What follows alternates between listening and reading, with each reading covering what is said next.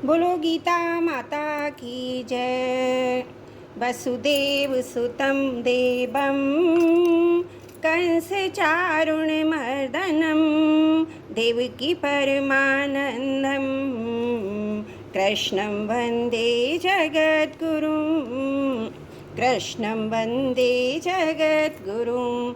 श्रीमद्भगवद्गीता प्रथमोऽध्याये ऐनेषु च सर्वेषु यथा भागवस्थिता भीष्ममेवाभिरक्षन्तु भवन्तः सर्व एव हि।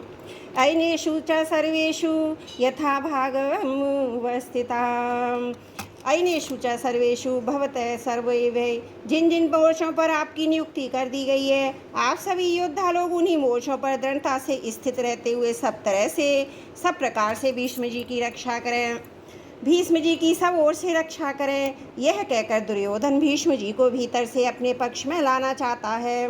ऐसा कहने पर दूसरा भाव यह है कि जब भीष्म जी युद्ध करें तब किसी भी व्यूह द्वार से शिखंडी उनके सामने ना आ जाए, इसका आप लोग ख्याल रखें। अगर शिखंडी उनके सामने आ जाएगा तो भीष्म जी उस पर शस्त्रास्त्र नहीं चलाएंगे, कारण कि शिखंडी पहले जन्म में भी स्त्री था और इस जन्म में भी पहले स्त्री था, पीछे पुरुष बना। इसलिए भीष्म जी इसको स्त्री ही समझते हैं और उन्होंने शिखंडी से युद्ध ना करने की प्रतिज्ञा कर रखी। यह शिखंडी शंकर के वरदान से भीष्म जी को मारने के लिए ही पैदा हुआ है। अतः जब शिखंडी से भीष्म जी की रक्षा हो जाएगी तो फिर से सबको मार देंगे, जिससे निश्चित ही हमारी विजय होगी। इस बात को लेकर दुर्योधन सभी भारतीयों से भीष्म जी की रक्षा करने के लिए कह रहा है। तस्य सगन्य हर्षम कुरु वृद्ध पितामहे सिंहनादं विनिधोच्चहे शंखं दद्म्यो प्रतापवान। तस्य संजनम हर्षणम। यद्यपि दुर्योधन के हृदय में हर्ष होना शंख ध्वनि का कार्य शंख ध्वनि कारण है, इसलिए शंख ध्वनि का वर्णन पहले और हर्ष होने के पीछे वर्णन किया गया। अर्थात यहाँ शंख बजाते हुए दुर्योधन को हर्षित किया ऐसा कहा जाना चाहिए, परंतु यहाँ ऐसा न कहकर यही कहा है कि दुर्योधन को हर्षित करते हुए भीष्म जी ने शंख बजाया। कारण कि ऐसा कहकर संजय ये भाव प्रकट कर रहे हैं कि पितामह भीष्म की शंख वादन क्रिया मात्र से दुर्योधन के हृदय में हर्ष उत्पन्न हो ही जाएगा।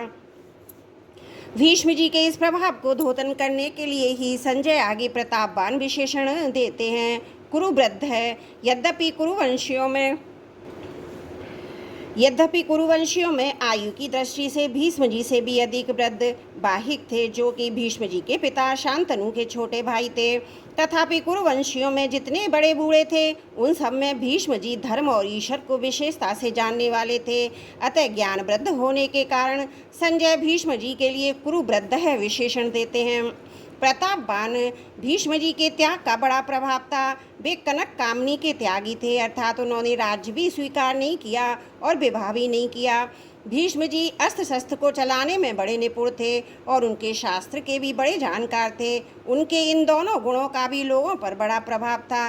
जब अकेले भीष्म अपने भाई विचित्रवीर्य के लिए दुर्योधन के साथ द्रोणाचार्य का विद्या का संबंध था और भीष्म जी का जन्म का तथा कौटुंबियों का संबंध था। जहाँ विद्या का संबंध होता है वहाँ पक्षपात नहीं होता, पर जहाँ कुटुंबी संबंधित होता है वहाँ स्नेहवश पक्षपात हो जाता है। अतः दुर्योधन के द्वारा चालाकी से कहे गए वचन सुनकर द्रोणाचार्य चुप रहे, जिससे दुर्योधन का मानसिक उत्साह भंग हो गया।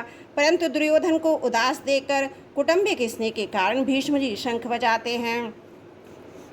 काशीराज की कन्याओं को स्वयंवर से हरा कर ला रहे थे, तब वहाँ स्वयंवर के लिए इकट्ठे हुए सब क्षत्रिय उन पर टूट पड़े, परंतु अकेले भीष्म जी ने उन सबको हरा दिया जिनसे भीष्म अस्त्र शस्त्र की विद्या पढ़े थे। उन गुरु परशुराम जी के सामने भी उन्होंने अपनी हार स्वीकार नहीं की।